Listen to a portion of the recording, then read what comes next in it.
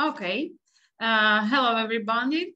My name is Oksana Kharchenko. I am Business Development Manager at YouControl Company. It is a Ukrainian IT company that works on open data market since 2014. And today we are going to talk with Anna Russell about questions concerning weakness in art market regarding money laundering and sanction evasion, actually. I'm grateful to you that you not only registered for our webinar, but also watched it in live. So if you can hear me properly, just put plus. And it will be very interesting for us to know where are you from joining our webinar. And actually, we are waiting more participants to join our webinar. And we will start it in several minutes. I think 2 or 3 minutes you have in advance to make a coffee and to prepare to listen our information. Thank you.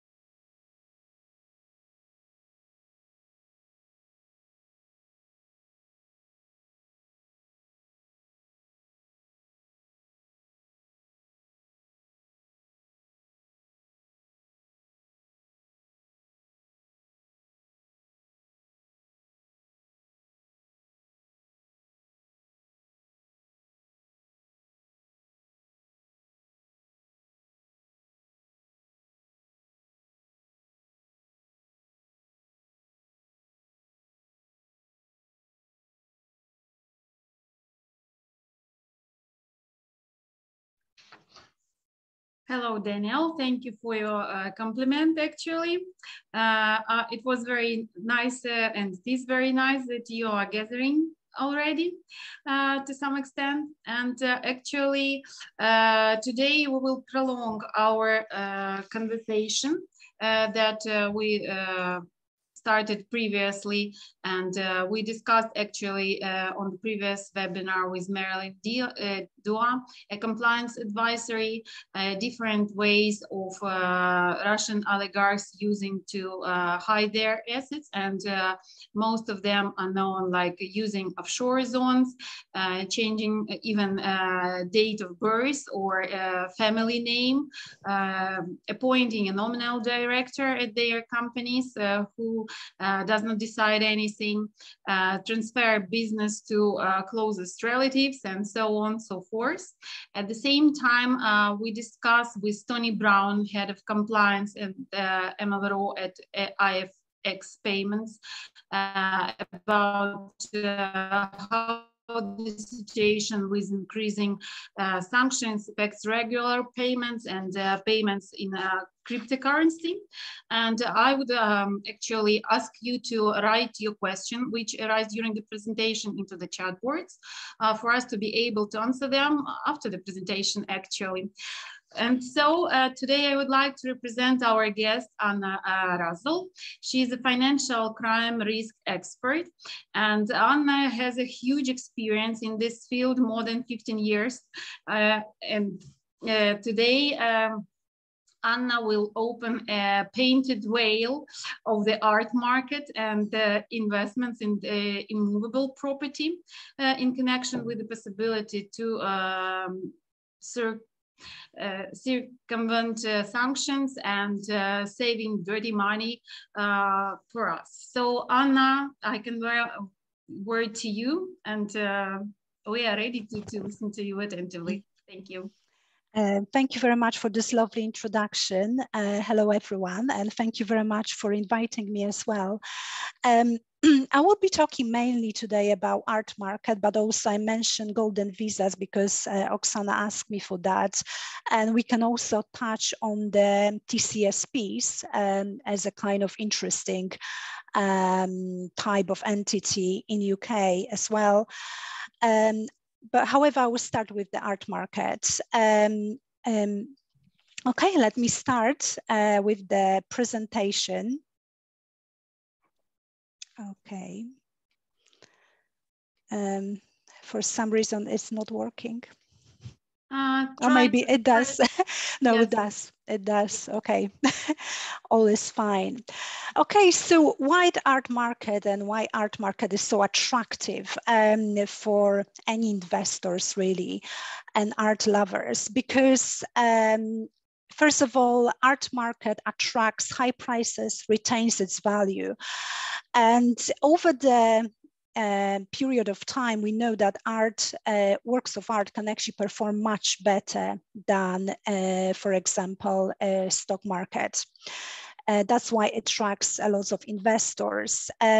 We know that in 2021, the whole industry reached about 65 billion, which is huge, huge markets in terms of sales. In terms of geographical split, number one is United States. They have about 45% of the chunk. Then we have United Kingdom, which used to be 20%, now is about 18%. And the third kind of big group is China, which at the moment has between 17 and 18% of the value of that market. As I mentioned before, art attracts high prices, and very often the prices can be subjective, although there are some factors which obviously kind of quantify the value of art, but still it's fairly subjective if we compare with other assets.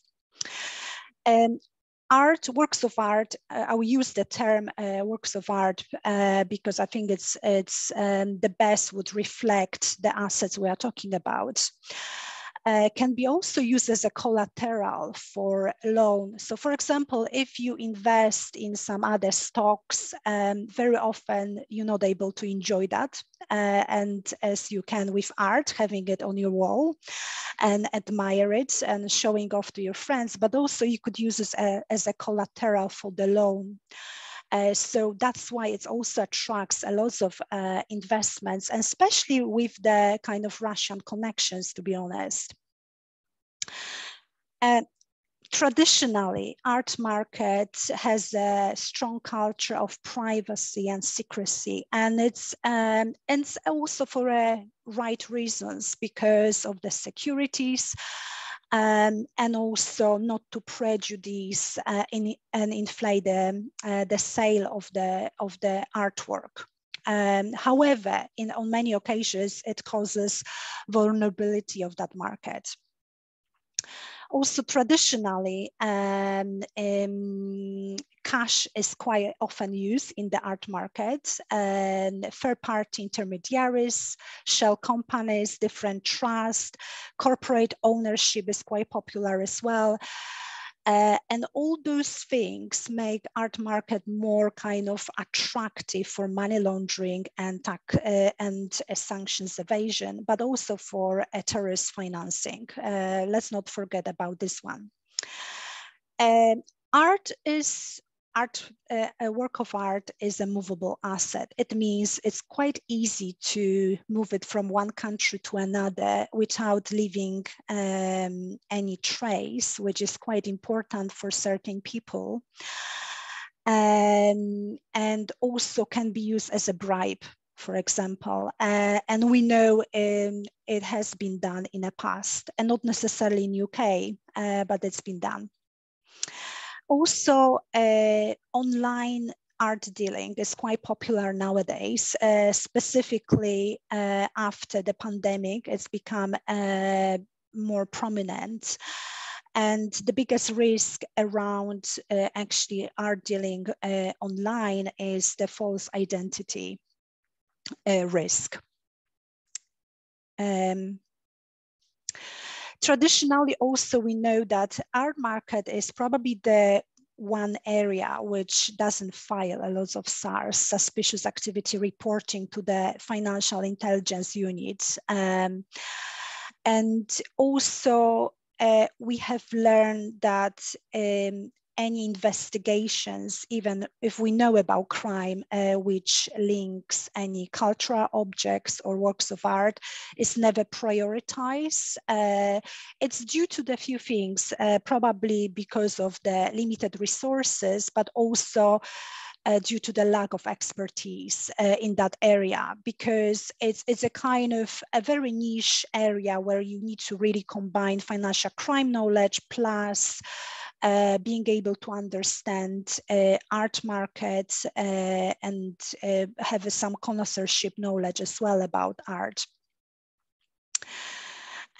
Also, there are lots of difficulties with cross-border investigation, and this is because art markets is very differently regulated in different countries. So obviously, it makes it much more complicated to cooperate for the enforcements.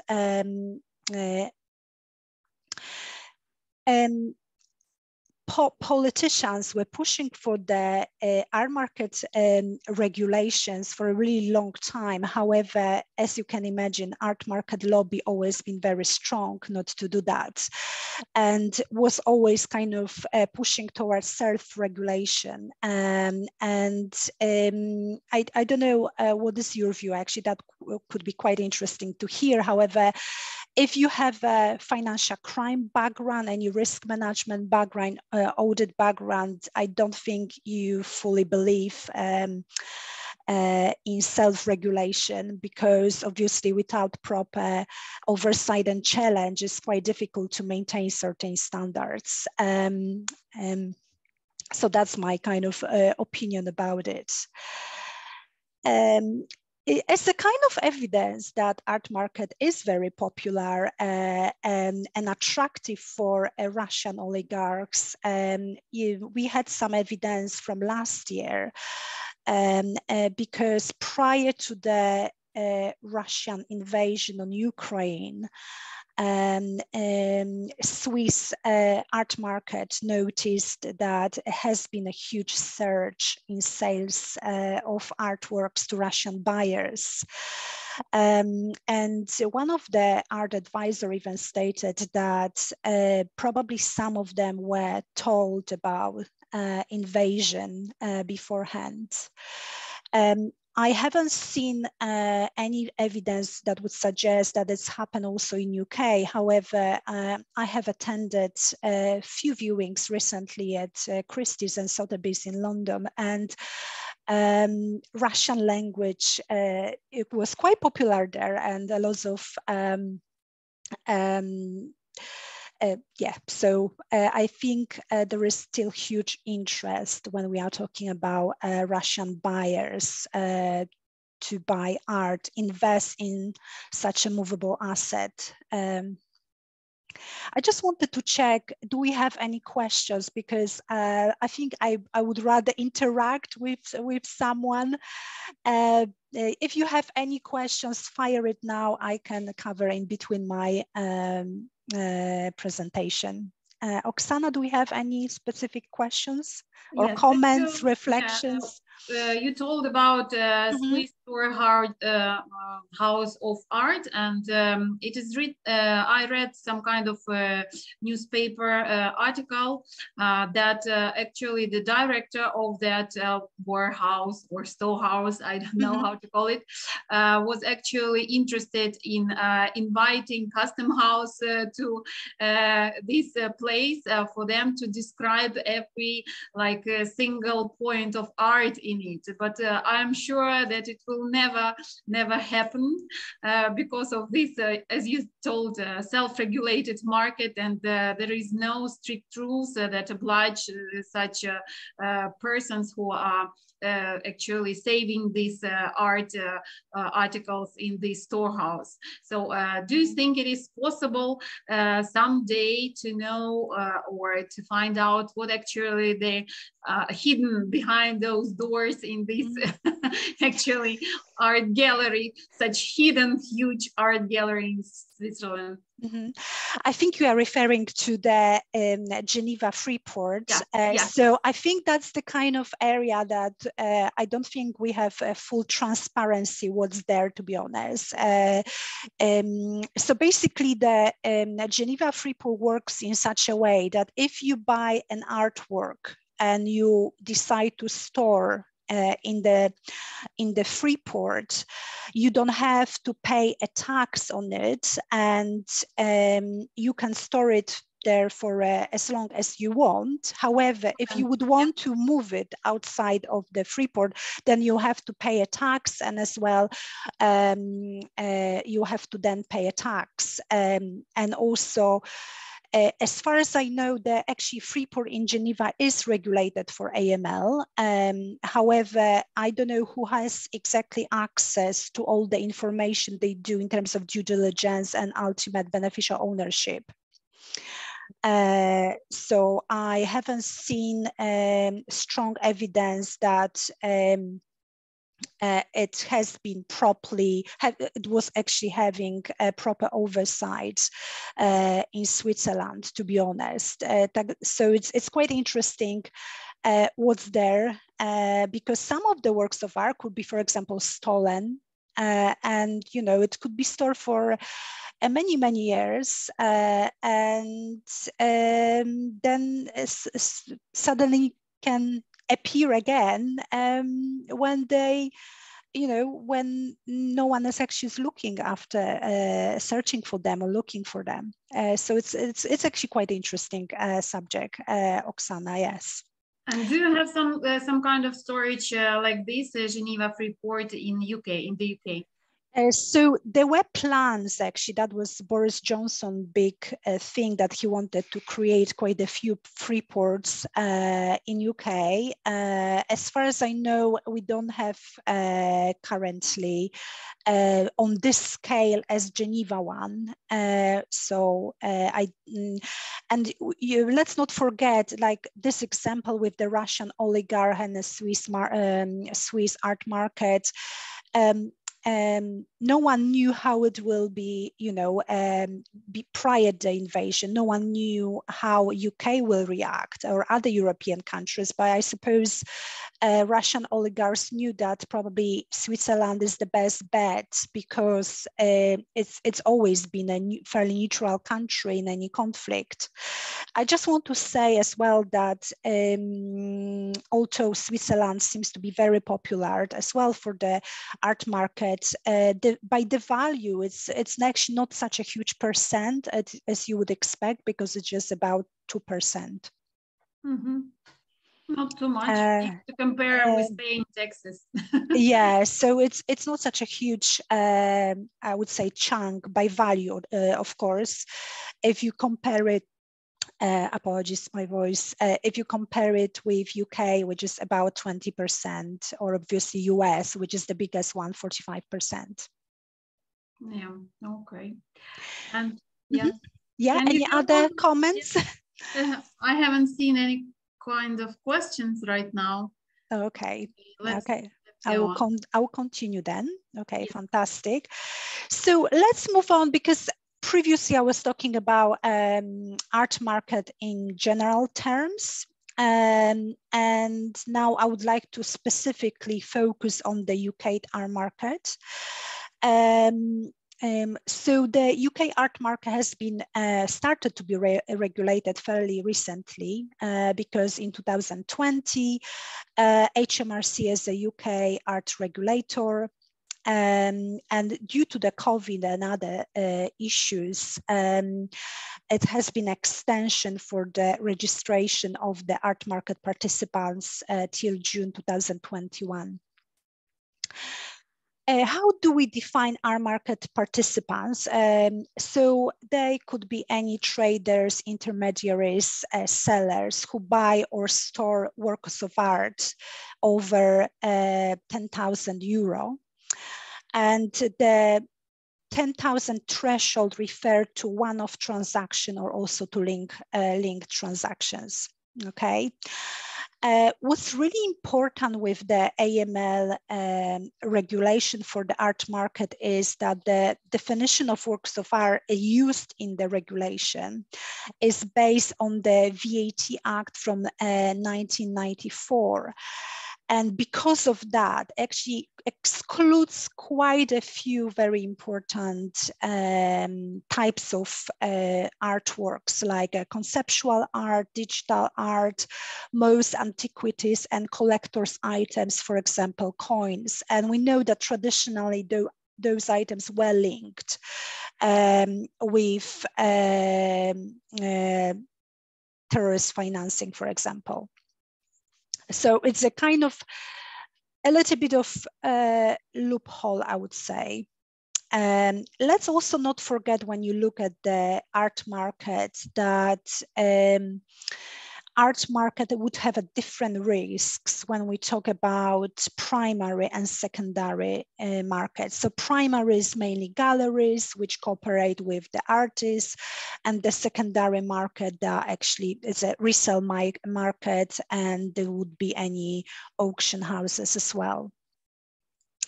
What's really important with the AML regulation, and I think it's really good, is that any overseas art dealers that would sell works of art in UK, for example, during art fairs, they're also required to comply with the AML regulations. And for example, they will have to register with HMRC, and they will have to set up a proper AML program. So they will have to obviously do the due diligence, they will have to have nominated officer, they will have to have a risk assessment, etc., etc. Okay, any questions? Not yet. Not yet. Go on. Not yet. Okay. So in terms of, as I mentioned before, art market is regulated by HMRC. And last year, HMRC said to the art market participants that the honeymoon is over, and issued few fines. So one of the first art market participants, it was Urban Art Online, based in London, and has been fined £7,500, which obviously the fine is probably based on the company's turnover.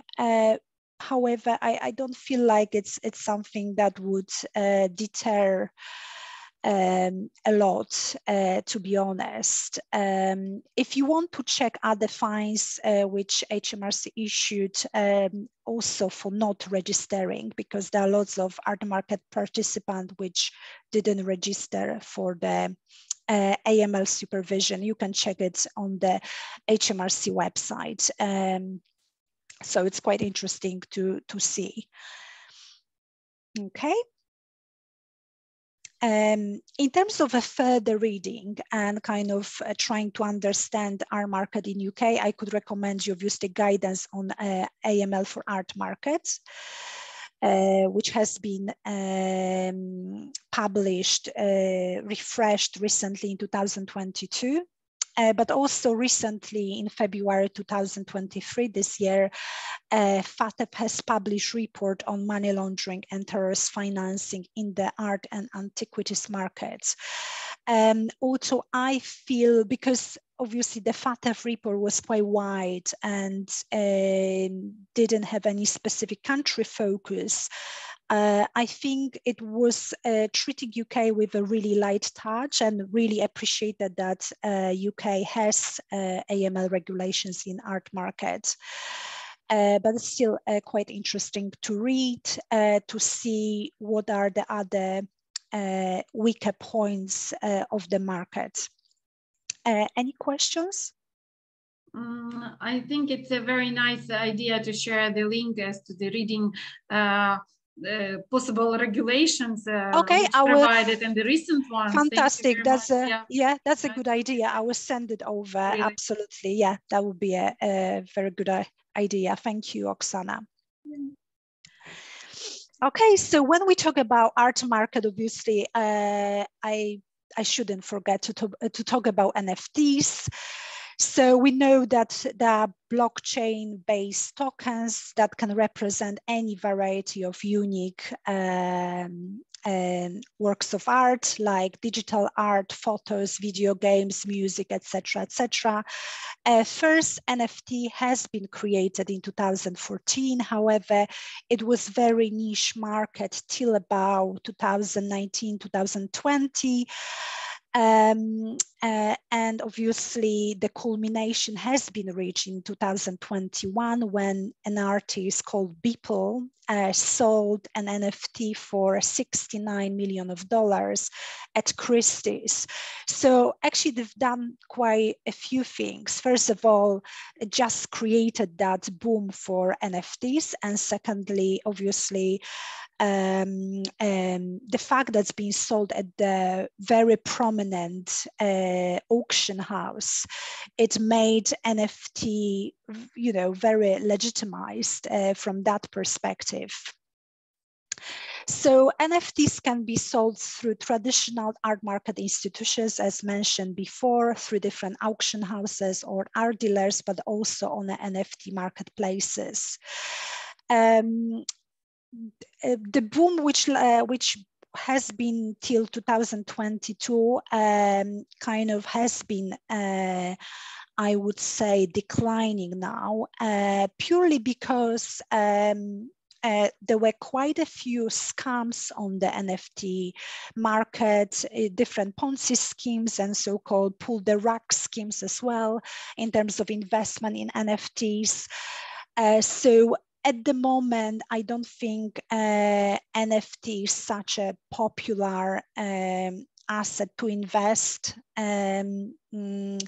Probably it wouldn't disappear. I think it will stay. However, it definitely lost the power it had in 2021. Actually, not power, that was a craze around NFTs, really. So in the mentioned previously FATF report, FATF actually listed quite a few red flags around NFTs, like wash trading, inflated values of the arts, as well the use of different virtual asset services that reduce traceability of transactions as a main kind of risks. So we know at the moment that NFTs are not regulated. However, there is huge interest to do so, especially from the EU. Yes, and we have got 2 questions in our chat. Okay. Okay. And one is, are there any obligations to art market participants on their AML-FT compliance before they become a participant, actually? So you become art market participant when you obviously fulfill the definition and you cross the threshold of 10,000 euro. If you don't, they're actually not. Mm-hmm. So the main reason is to overcome this amount of to fulfill the definition of that. So it's quite important, yes. And you have to remember that this 10,000 euros is one-off transaction, but also the linked transactions as well. Yeah. Okay, and one more question is using cross-border payments, how can Russian entities use banking system to purchase art in the UK? Please, can you elaborate? Okay, so I think that's kind of how they can use UK banking system. So it depends, to be honest. It depends which bank they use, how strong their AML, obviously, systems are, yes, how good they are at the due diligence as well. Actually, this year, there were quite a few headlines that a few oligarchs, they managed still to register company either under mom's name or under their names, and no one really checks. So everything comes to the strong due diligence, and even the best, the mainstream banks, they don't, they also have their weaker points as well. But in theory, it shouldn't happen, to be honest, because if you think about it, a bank's supposed to do client screening, they're supposed to do transaction filtering for the sanctions. And, in theory, it shouldn't happen. Yes, while talking with my clients, I always hear, no, not always, okay, sometimes I hear as a chancellor that we do not check some kind of counterparties because all this is done by our government, company house or banking system. And you mentioned that actually some guys are opening accounts and opening actually companies without primarily very good checking. And coming to this question is that yesterday there were article in the Guardian that told about one actually notorious puppet of the Kremlin in the southern Ukrainian territory, Kherson. It is Vladimir Salda, and actually he was sanctioned in June 2022 by the UK government. And at November, he managed to register a company that deals with grain and actually sold the grain. So he was sanctioned, but it doesn't make him not to open the company. And is there any kind of plan for actually checking the information for those who are registering company house? Yes, so currently, unfortunately, if you register a company and you provide the information there, it's actually not audited. So actually, Companies House doesn't screen anyone who sets up an entity against sanctions. There are plans to make it the controls much stronger, and this is connected with the economic crime bill, which is coming into force in different stages. However, how it's gonna work, it's difficult to say, but definitely there are still loopholes. I just wonder how he managed to make a payments. So probably he could use, I don't think he would be using, although you never know, a UK-based banking system.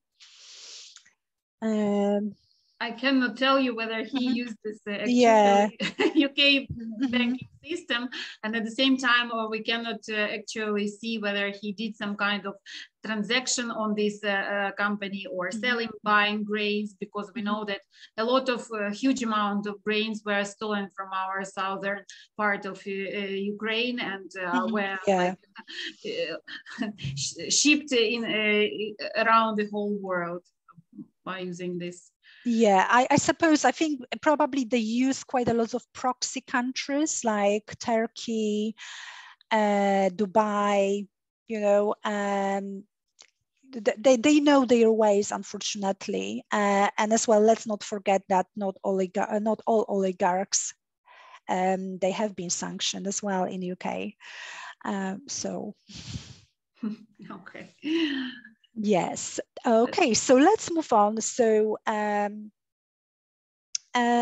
okay, so we have actually finished art market areas. I just wanted to illustrate a few key points, and actually, if we'll have a discussion, probably it will be better at the end, and we can still talk about it. But Oksana also asked me about the golden visa because it's such a catchy subject. So, so the kind of golden visa, although I have to say that UK press has been very careful not to use that term, golden visas. They were always called investment visas. And it's been introduced in 2008, and it was a great route to the permanent residency, basically in UK. So if you have invested 2 million, over 2 million pounds, after 5 years, you could become permanent resident. If you have invested more than 10 million, you could do it after 2 years. However, let's not forget that the term London grad has been actually created before 2008. So the Russians, you know, the rich Russians, the oligarchs, they've been doing that actually before that. The introduction of this visa scheme actually made it much easier for them. And in 2018, actually, the UK government has commissioned review of the visa scheme, and it's happened after poisoning of Sergei Skripal, which was a double agent, as you remember. And afterwards, actually, it's been very quiet. So actually, the government kept the main findings under wraps for many years. And release only the main findings to the parliament in 2023. I think it was either in January or February this year, actually. We know from this high-level release that the scheme has been the most popular for Russia, China, and Middle East countries. And Home Secretary actually stated that the visa attracted a disproportionate number of applicants from the countries which have been identified in the UK National Risk Assessment for money laundering and terrorist financing. How interesting. We also know that in total, more than 12,000, about 12,000 visas have been granted, and 2,500 to Russians, 2,500 to Russians. And they also confirmed that 10, they didn't name the oligarch, where the visa was granted to the Russian sanctioned oligarch, and they have been sanctioned only after the invasion in 2022. The scheme itself has been actually suspended or scrapped, we don't know exactly, only a few days before the Russian invasion on Ukraine, because it's been on the 17th of February 2022. So they might be very, very close. I mean, in the close circle of these oligarchy and to the Putin's friends to know exactly what it will be on the edge. Yeah. Yeah, so I found it quite fascinating. So this is what we know about golden visas so far. Okay, and another subject which I thought I will talk about purely because if you ever do due diligence, and my kind of take on it is that I'm talking to quite a fairly international audience that not necessarily are based in UK. I would like to cover trust or company service providers. So this is a special type of entity which basically form companies or other legal persons and they can also provide register address, business address, correspondence, etc. They also provide directorship, nominees, partners, or they can also create trusts.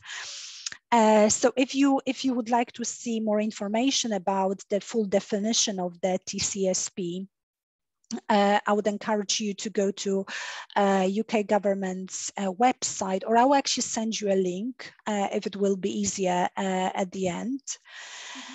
And basically, in every instance, to be honest, if I would be dealing with this TCSP, I would do enhanced due diligence, or if I would be dealing with an entity which has been created by TCSP as well, I would be probably doing enhanced due diligence.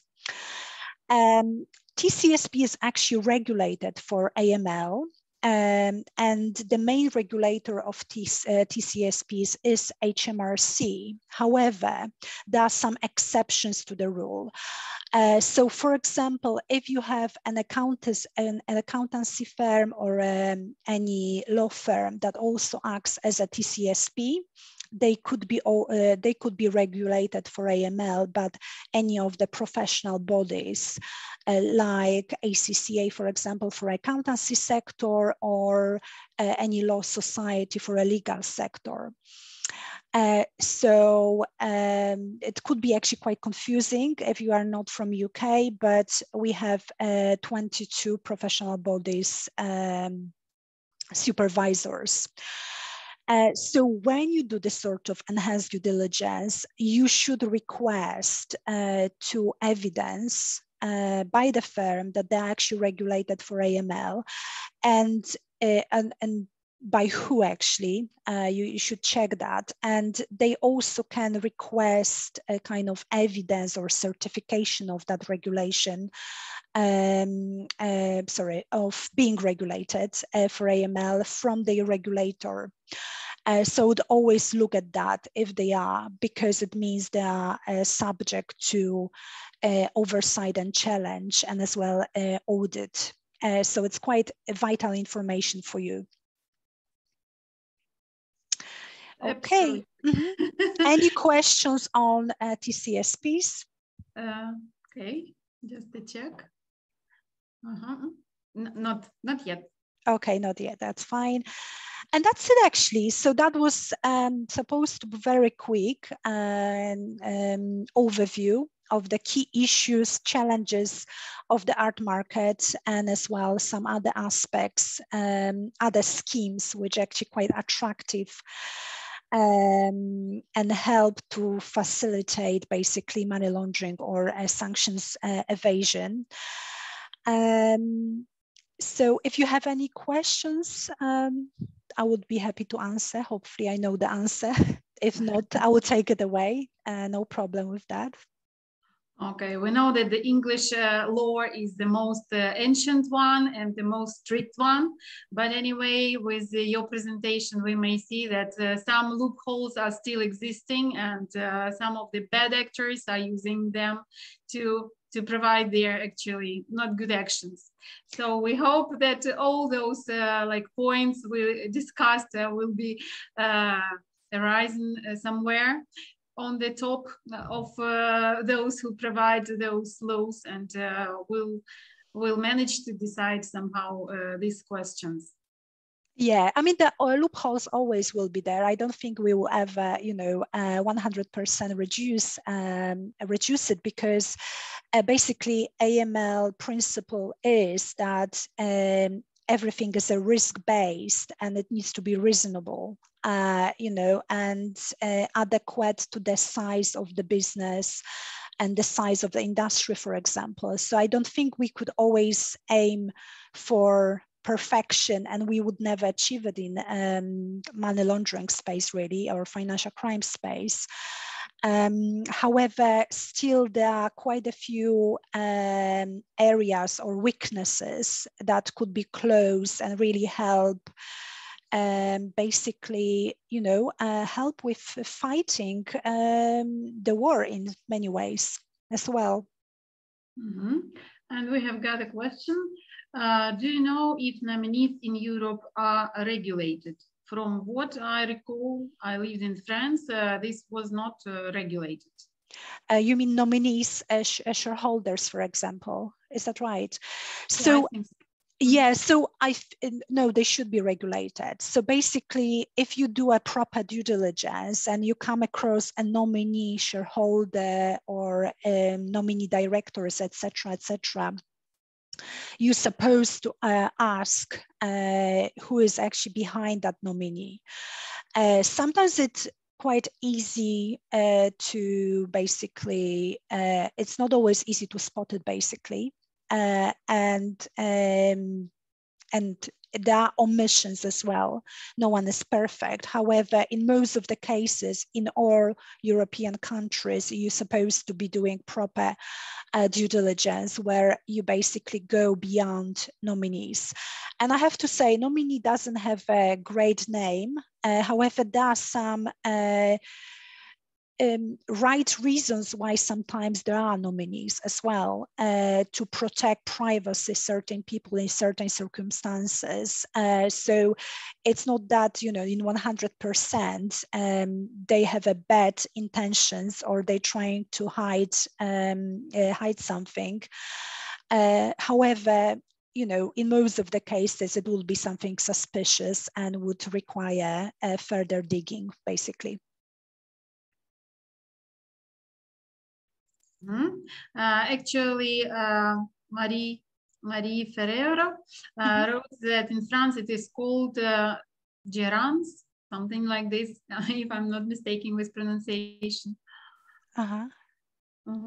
Okay. Yes. Okay. Thank you. Yeah. Thank you. Yeah, because it's based on the AML directive, so it's yeah. Okay. Thank you very much, Anna, for such comprehensive information and for the links you have provided and recommendation as to what to read as in connection with art market and what can be done. And we also have one more question. Okay. Do the nominees matters if they don't account for more than 25% of shares? Well, in that case, well, it depends, to be honest. So if you have few nominees and you don't know who's the nominee, you don't know the identity of that person behind a nominee, obviously, if you would add few nominees which you don't know, it could be the same person, and in that way they could be above the threshold of either 25% or 10%, depending what is your policy for example, high risk. So it all depends how you look at the you know, at the entity structure, basically.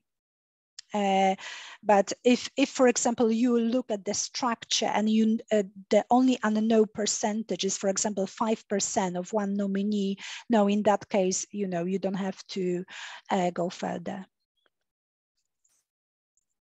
Okay, thank you, Joseph. Thank you, Anna, for your answer. Okay, let's to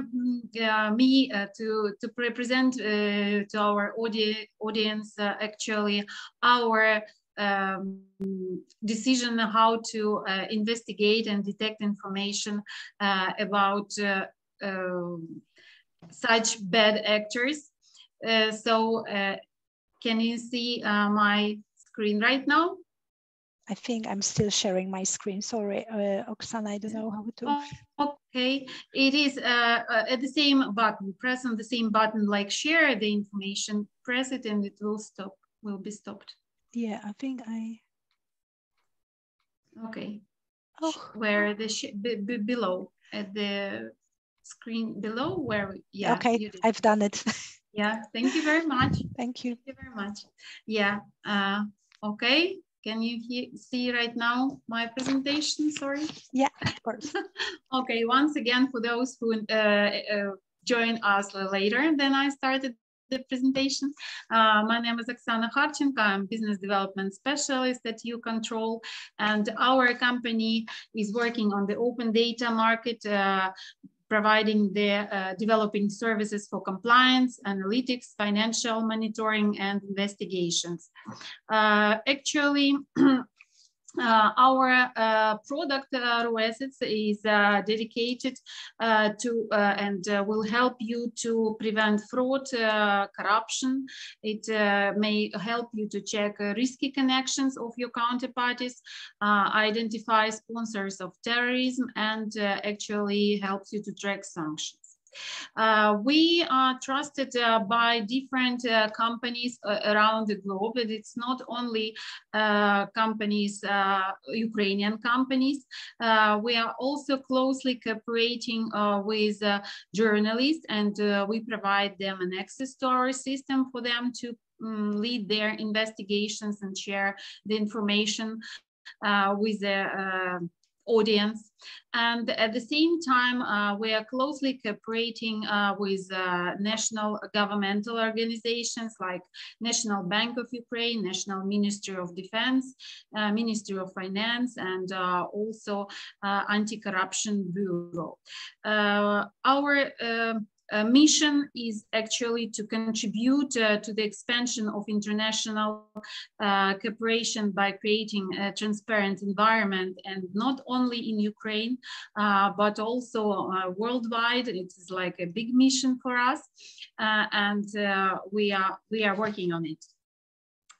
So actually, our system designed to help you to expose and detect information, direct and indirect connections with companies and individuals from Russian Federation and from the Republic of Belarus.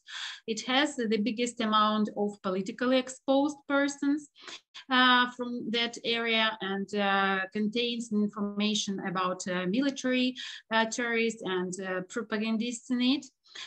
It identifies politically exposed persons and their close relations and associates, tracks the presence of sanctions on more than 50 international and national sanctions lists, and it highlights actually the potential risk with a certain buttons which you can understand and read clearly. The system contains information about more than 43 million companies and more than 27 million of individuals. It has the biggest information about former CIS countries, as we are one of it, and we understand actually how it's the logic of gathering information from these areas and actually providing it. So I would like to mention also that we have already started the partnership and membership with different associations. We are a member of London Chamber of Commerce and Industry, and we are closely working with them, and it's a fruitful cooperation for both sides. And at the same time, International Compliance Association also helps us a lot with providing information about our system to the audience, to the professional audience of compliance. And actually, what are strong sides? It's and how we actually differ from other instruments like this. It is that it is possible to see the connection on the deepest level, on the third, fourth level of connection in our system. And also we have added a graph visualization. It was like the main point which our clients asked us to do, and we did it. So there is a transliteration patterns inside of the system that helps foreigners to understand different weak areas, how the Russian names may be spelled in different jurisdictions, for example, because it's not a rare case when Russian got changed their citizenship, and while getting other passports from another country, you may even not think that it's the same person. And also we have included translation feature inside of our system for it to be convenient to be able to actually translate it with pressing one button. So, and what is more is we have added a possibility of using API data in our system.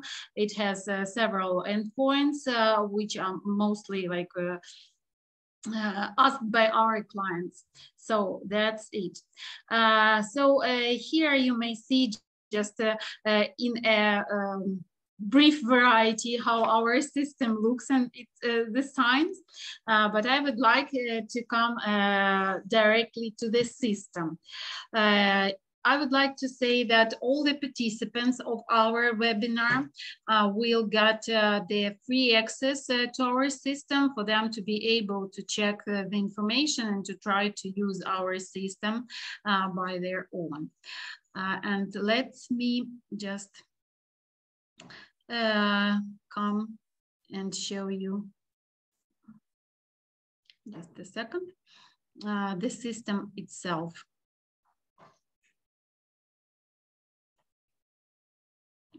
Okay. So can you see right now how it looks like? Okay. I see something. Yes, thank you, Max. So here is actually how our system looks like from the very beginning. You can choose whether you would like to check company or individual. So we need to print actually the title of the company. You may find information not only by using actually title of the company, you may choose and find information in certain ID number of the company. Also, it is possible to check it by printing the email or phone or address of the company. So let's see how it looks when we will check actually the very known company, Gazprombank, Russian company. So we have got 9 results, and here below we can see actually the links where this information is taken from. And on the right, we may see that it has the connection and trace connection with Russia and Belarus exactly. So if we will open the first graph, we will, just a second. Can you see the scheme? Okay, so we may see on the graph exactly what kind of companies it is connected, and all these companies are presented here. You may see a short description of the company on the left.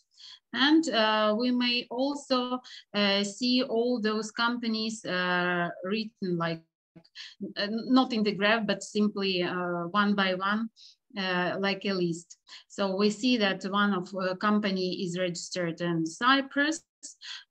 We may see the Zenit Football Club. So a lot of companies belong actually to this Gazprombank, and also some companies connected with telecommunications and wider use, not only just bank.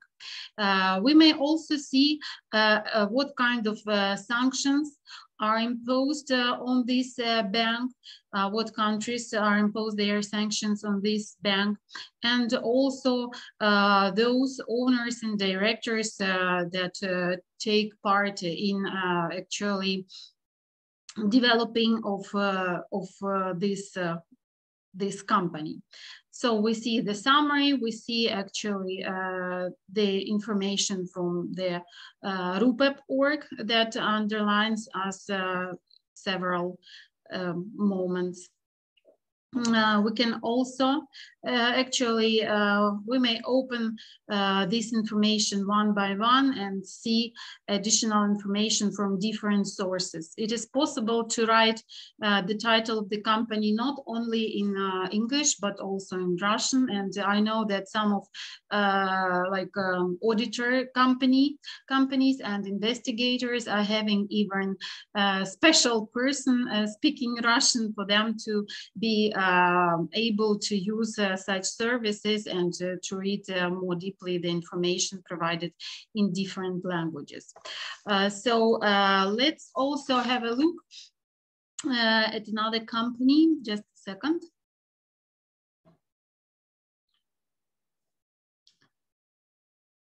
Okay. I would like to be sure that I have found it.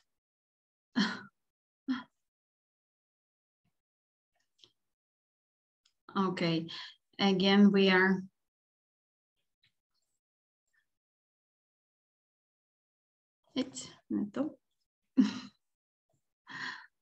okay. Yes, again, we're choosing actually what company we would like to check.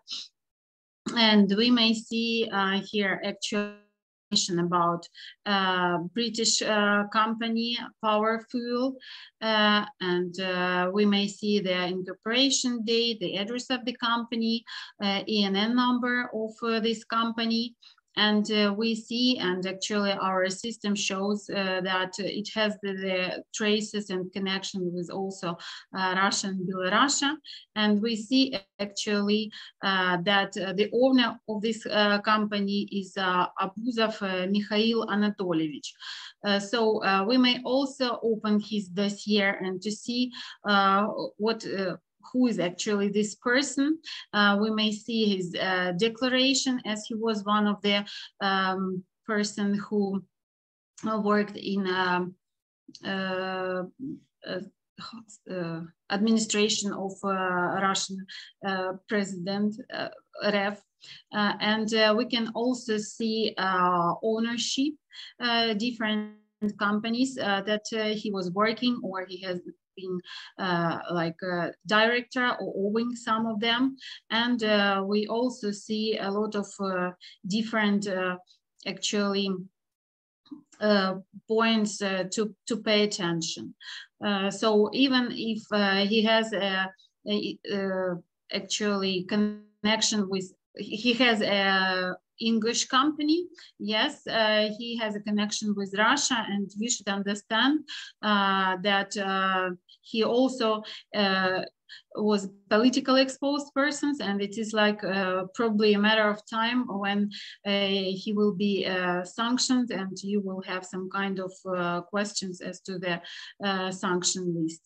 So we can also see the family relation, which is shown in pink, and it is his former wife, and PEP she also belongs to PEP.